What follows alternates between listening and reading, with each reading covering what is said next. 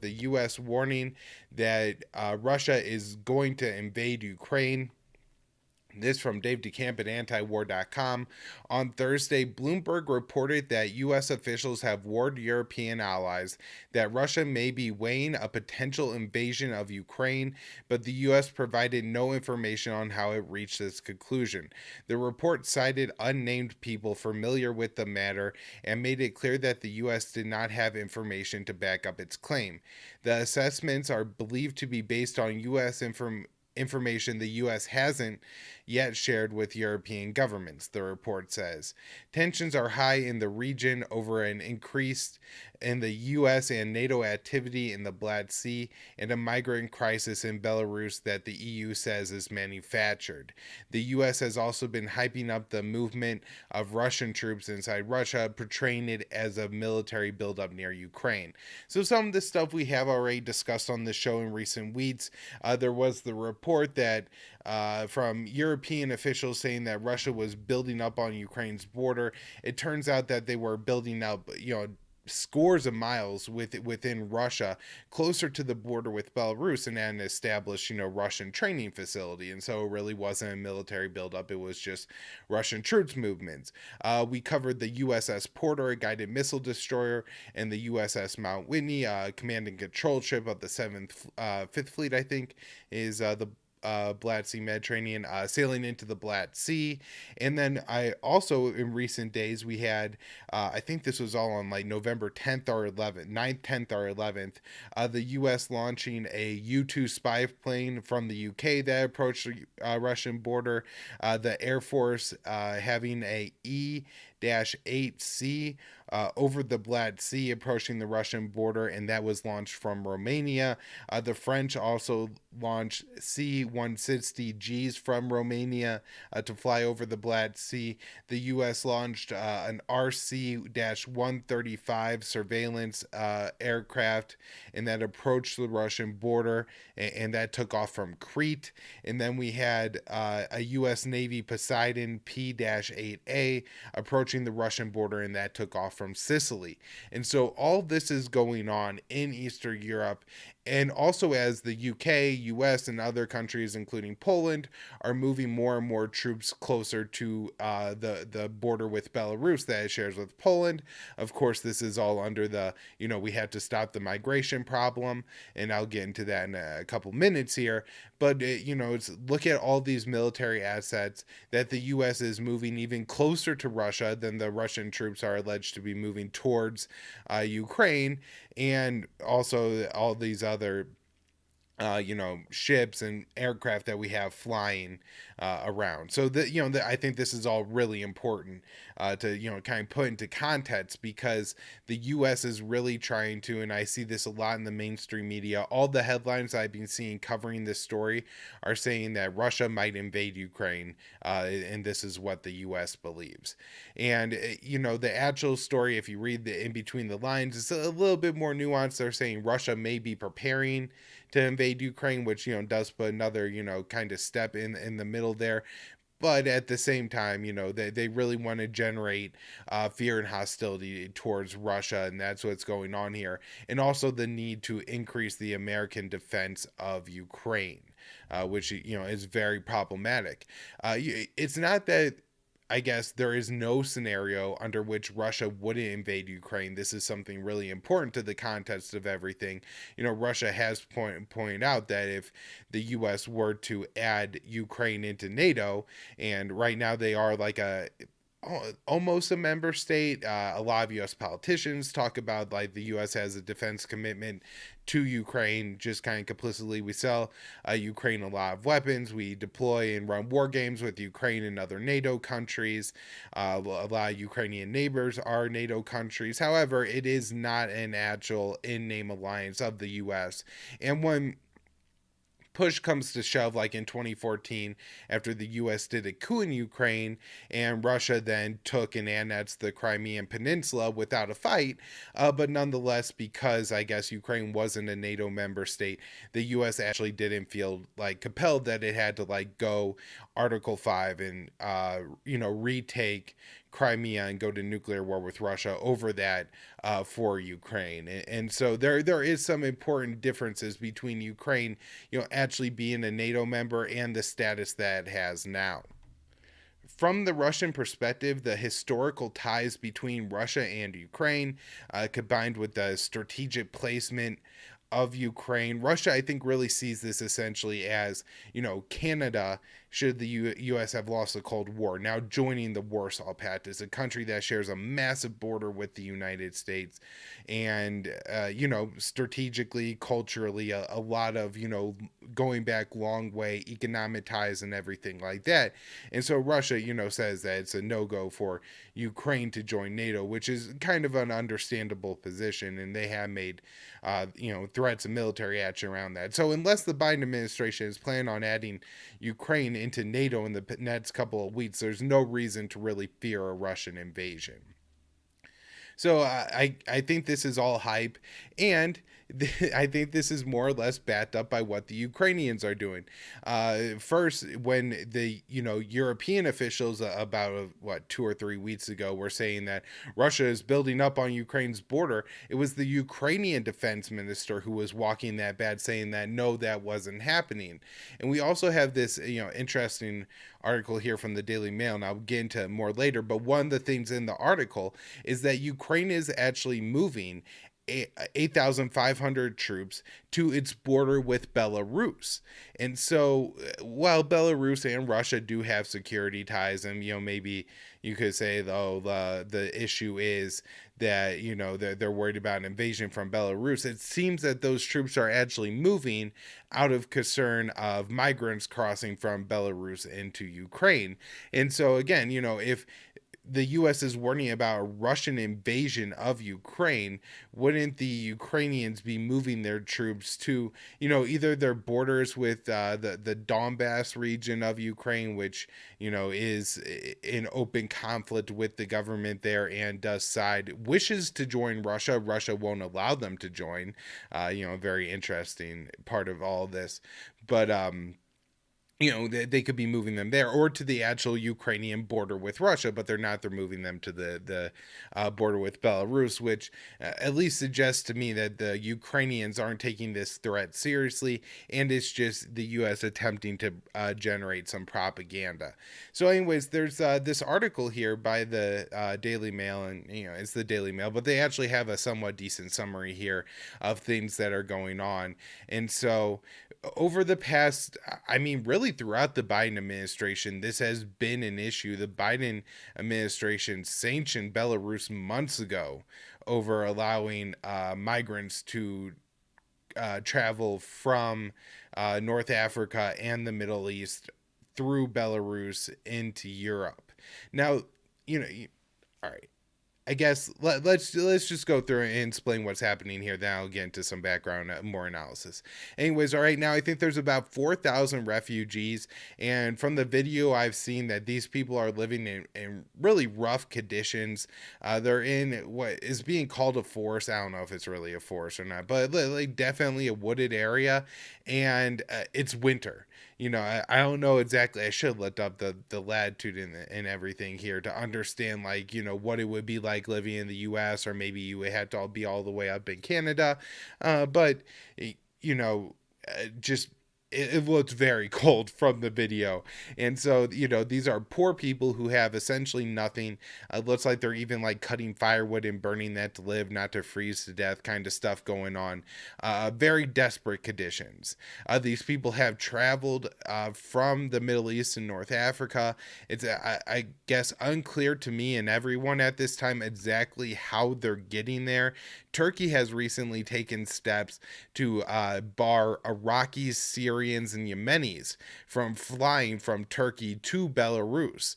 And so I'm not sure if they were hopping on flights in Turkey, but what Lithuania, Estonia, Latvia, the US, the NATO countries, Poland, essentially, kind of that list, that block of countries are alleging is this is a hybrid attack. I think the Polish prime minister actually accused Belarus of this being a case of state terrorism.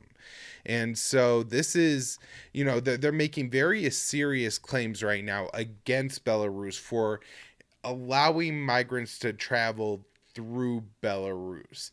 Now, I guess there may be some validity to the claims. It seems that Belarus is at least not very interested in stopping them from traveling through their country to the border with Poland and into the EU. Ultimately, that's where these people are interested in going. A lot of people have made the dangerous trek across the Mediterranean Sea, through Libya or Tunisia, trying to get to, Sicily, Italy, Malta, or something like that, or closer to Morocco, maybe trying to get to Spain.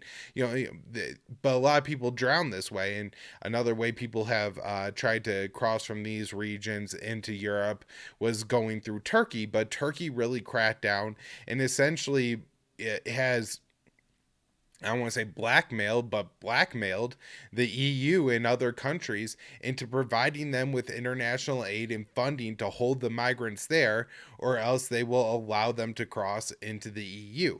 And so, that's happened. I believe Hungary has had similar deals, not allowing migrants to move further into Europe as long as, that they receive a substantial amount of compensation for those migrants. I'm sure a lot of it doesn't actually end up in the hands of migrants to feed and clothe them and whatever.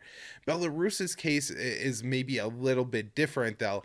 It looks like the leader is saying that he would, Lukashenko, would crack down more and prevent the migrants from moving through Belarus if the European countries would lift sanctions on his country. And I guess I could imagine a leader, and I'm not, this guy is corrupt. I'm not saying that, he genuinely means or anything like that, but a very populist-esque message that a leader can make in this case is, look, these countries are sanctioning us, right? And so, we could, if we weren't under sanctions, maybe have the additional funds to take care of these migrants, but we don't because of the economic war that our country is under, attack from your countries, right? So that kind of, I guess, does maybe make a little more sense. And also, like, from Turkey's perspective, right? A lot of these migrants, Syrians, Iraqis, Yemenis, Afghans, Libyans, etc., are from Somalis, stuff like this, are from countries that were destroyed by the U.S. foreign policy. And so if you're not going to allow those people to like go to Europe, then and you're going to hold them in your country, that is going to incur substantial, costs, especially, in Belarus, we're talking about thousands, but in Turkey at one point during the Syrian civil war, we were talking about millions of people that they were taking care of. And so, I mean, that does get substantially expensive. So it's not all just like, dirty tricks and using migrants. There are, real costs here. And anyways, I guess I want to get into a little bit more of the background now, because I think we kind of see the situation, what's going on the border. This is, I guess, some issue for the European countries, for the NATO countries, if they would have to accept these migrants. At the same time, I think they're largely messes from, the American and NATO war. So you kind of reap what you sow. And this is largely what, the anti-war community has been talking about, particularly since I've been involved in it, like in the, early 2010s with the Libya situation and everything. If you don't want to have massive amounts of, Muslims seeking to, gain refuge in your country, stop destroying theirs. It wasn't that, Libyans had always just, wanted to leave Libya and everybody just wants to live in Europe because like the weather's nicer or something like that. It's because, so many of these countries are either victims of colonialism, or more recently America's war on terror, global war on terrorism, or, the funding that we give to dictators to try to control the world. And so, even Egypt, going back to like the 1970s, we've been giving them millions, billions a year in military aid, stuff like this, propping up these governments on behalf of Israel. And so people are fleeing. It's just because of, again, like the legacy of European colonialism, particularly in Africa and U.S. world empire in North Africa and the Middle East, and Afghanistan, another important thing to mention. All right, so this is maybe a good point to divert real quick. And there's a really great article, I don't have it loaded up here, by Ramsey Barut at antiwar.com. I say we probably ran it about a month ago. And he talks about how there's like two classes of refugees or migrants or immigrants or whatever you want to call them, right? Where certain people are welcomed with open arms, right? Certain people the US will bend over backwards for to bring them to our country, like the Afghans who are trying to leave after the fall of the Afghan war. And then there are other people who the US will work to prevent from getting anywhere near the US, keeping them out of Europe, etc. And this would be, the people trying to flee across the Mediterranean Sea, the people now trying to get from Belarus into Poland, and or examples of like Haitians, which we even after it seems at least some US meddling in Haiti caused the recent instability there, Biden was deporting tens of thousands of those people who showed up on the US southern border, even though they made a very dangerous and very obvious plea for asylum. If you look at the conditions in Haiti right now, the US is recommending that every American leave the country, and yet we're still sending people who came from Haiti to the US back to Haiti. And I think what they want or are generally to create things like the Cuban exile community, communities that are very interested in the US or pro empire foreign policy in their home country, right? Members of the MEK for Iranians who want to overthrow the Iranian government, they're welcome. These Afghans who fled from Afghanistan were fleeing from the Taliban, is the way that the U.S. saw it. These were the people that the U.S. had paid, even if they were bad people, the U.S. paid them for, the past 24 years, right, or 20 years in Afghanistan. And so they're very in line with the U.S. foreign policy. These are people who I'm not saying like to a man or anything like that, but I think the U.S. thinks as a community will be for the U.S. going back in Afghanistan, because that's when, at least for them, things in Afghanistan were best, when they made the most money in Afghanistan, and they're going to form ties with the U.S. government and everything like that. And so if the U.S. does go back to Afghanistan, these are the people who would be in position, who will speak English, who will have deep ties, who will be able to get contracts from the American government and stuff like that. And so from I think a world empire, very shrewd position, there's a lot of value in these people's eyes, and inviting them into these Western countries, and then keeping out other people who were victims of the American or world empire foreign policy, like the Afghans who made the journey all the way from Afghanistan to Libya and then drowned in the Mediterranean Sea. The U.S. had wasn't picking them up from Tripoli and flying them into Italy or flying them to the United States. We had no interest in those people having a say, a voice in the West whatsoever. We don't want them here, and that seems to be the same case with these migrants in Belarus, is that they're not going to have they're probably, not for sure, maybe they're fleeing Russian bombing of Idlib, Syria or something like that. But from what I could tell, from what the decisions that Turkey is making right now, again, they seem to kind of have their own Muslim ban.